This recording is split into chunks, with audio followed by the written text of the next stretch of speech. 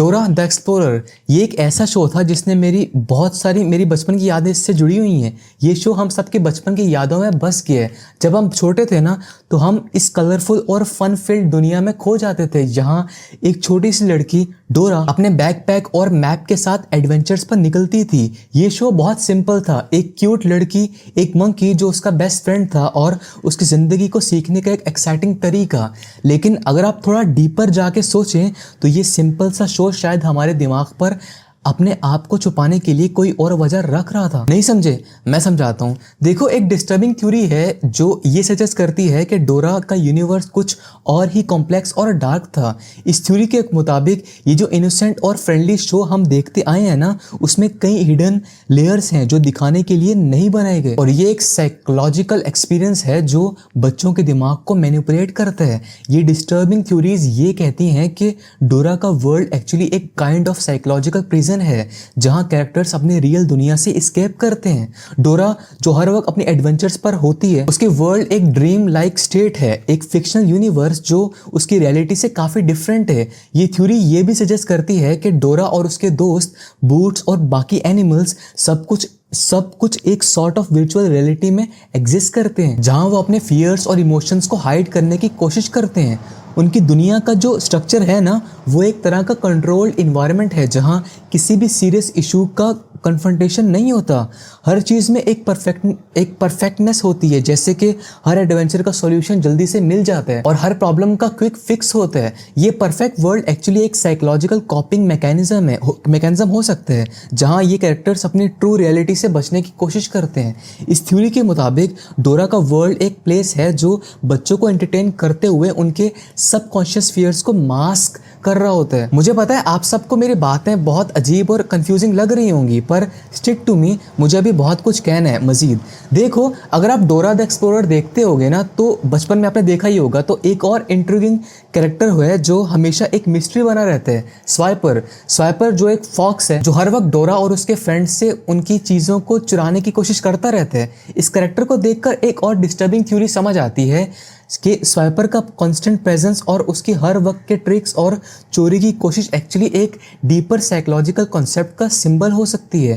स्वाइपर एक विलन जैसे दिखने वाला कैरेक्टर रियलिटी में उन सप्रेस्ड इमोशंस की रिप्रेजेंटेशन हो सकता है जो चिल्ड्रन अपने दिमाग में रखते हैं। जब डोरा और उसके फ्रेंड्स उसे स्वाइपर नो स्वाइपिंग कहते हैं ना, तो ये एक्चुअली उन इमोशनल ब्लॉकेजेस को एड्रेस करने की एक सबकॉन्शियस कोशिश हो सकती है।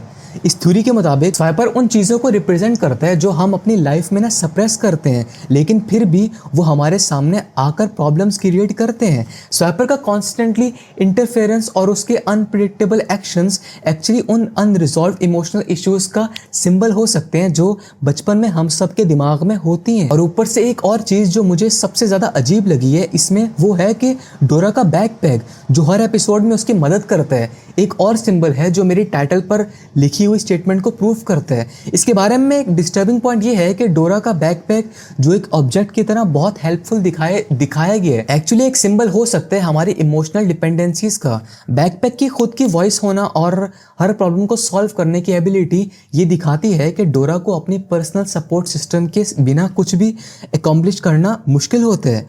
ये थ्योरी ये सजेस्ट करती है कि डोरा का बैकपैक उसकी ना सबकॉन्शियस रिलायंस का सिंबल है, जहां वो अपने इमोशंस और डिसीजंस को दूसरों पर डिपेंड करती है। ये डिपेंडेंसी जो हम हर वक्त देखते हैं ना, एक्चुअली एक रिफ्लेक्शन हो सकती है वो फियर्स और इनसिक्योरिटीज जो हम अपने अंदर होल्ड करते हैं। बैकपैक का टॉक करना और हर वक्त डोरा की मदद करना एक्चुअली ये बताता है कि हर डिसीजन को एक्सटर्नल हेल्प की ज़रूरत होती है। ये कॉन्सेप्ट एक डिस्टर्बिंग रियलिटी को एक्सपोज करता है कि डोरा अपनी लाइफ के डिसीजंस में अपनी इंडिपेंडेंस को खो चुकी है और वो हर वक्त एक एक्सटर्नल ऑब्जेक्ट पर डिपेंड कर रही है। और एक और डिस्टर्बिंग चीज़ जो मुझे इस कार्टून शो में लगी है ना, वो ये है कि अगर आप डोरा द एक्सप्लोरर का कॉन्सेप्ट समझने की कोशिश करते हैं ना, तो एक और बात समझ में आती है कि इस यूनिवर्स में कोई भी एडल्ट्स का रोल नहीं दिखाया गया। डोरा एक छोटी लड़की अपने एडवेंचर्स में अपने फ्रेंड्स के साथ लोनली है और ना कोई एडल्ट उन्हें गाइड करने आता है। ये एक डिस्टर्बिंग ऑब्जर्वेशन है लिटरली। क्या ये शो सिर्फ बच्चों की ज़िंदगी को एक आइडियलाइज्ड फॉर्म में दिखाने की कोशिश कर रहे हैं क्या ये इंटेंशनली ये दिखाना चाहता है कि बच्चों को किसी एडल्ट गाइडेंस की ज़रूरत नहीं है? ये एब्सेंस एक्चुअली एक डीपर इशू को रिफ्लेक्ट करती है जो अपने आप को इमोशनली नेग्लेक्ट और आइसोलेशन का फेस बना सकते हैं। The theory claims that this lack of adults in Dora's world is actually a psychological reflection of the way many children feel in real life, disconnected from proper guidance और emotional support. हाँ, Dora का अपनी journey में अपने आप का partner बन जाना और हर डिसीजन को अपने दिमाग से सॉल्व करना, ये एक डेंजरस साइकिल क्रिएट कर सकती है बच्चों के दिमाग में जो देख रहे हैं कार्टून्स। यहाँ तक कि ये थ्योरी ये भी कहती है कि डोरा की यूनिवर्स एक रिप्रेजेंटेशन हो सकती है उन बच्चों के लिए जो अपनी लाइफ में इमोशनल सपोर्ट और अडल्ट सुपरविजन से डिप्राइव्ड होते हैं, से कासिर होते हैं, और जो अपने प्रॉब्लम्स को अपने दिमाग में सॉल्व करते हैं। खैर, एक और बात भी मेरे दिमाग में आ रही है कि अगर हम डोरा द एक्सप्लोरर के यूनिवर्स को पूरे पर्सपेक्टिव से देखें तो ये थ्योरी ये बताती है कि इस दुनिया में सब कुछ एक पैराडॉक्स है। डोरा और उसके कैरेक्टर्स एक परफेक्ट वर्ल्ड में रहते हैं जहाँ सब कुछ प्लान्ड और सेफ है, लेकिन इस परफेक्शन के अंदर कुछ हिडन डार्क रियलिटी छुपी होती है।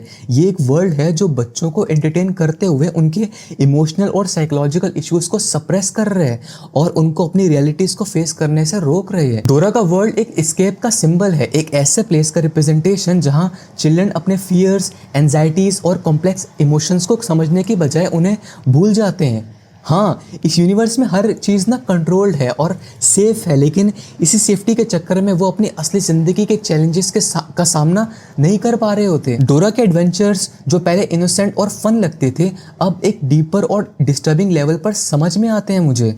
अब जब मैं देखता हूँ इन्हें, ये यूनिवर्स जहाँ लोग अपने इमोशंस को हाइड कर रहे होते हैं, ये एक टाइप का इमोशनल प्रिजन है जहाँ होप और आइसोलेशन दोनों का कॉम्प्लेक्स कॉम्बिनेशन है। मुझे पता है मेरी ये वीडियो थोड़ी आपको डिस्टर्ब कर रही होगी और आप में से बहुत से लोगों को तो मेरी आधे से ज़्यादा बातें समझ में भी नहीं आई होंगी, पर ये बातें दिल से थी मेरे। ऐसा नहीं है कि मैं इन कार्टून्स पर हेट बरसा रहा हूँ, हरगिज़ नहीं।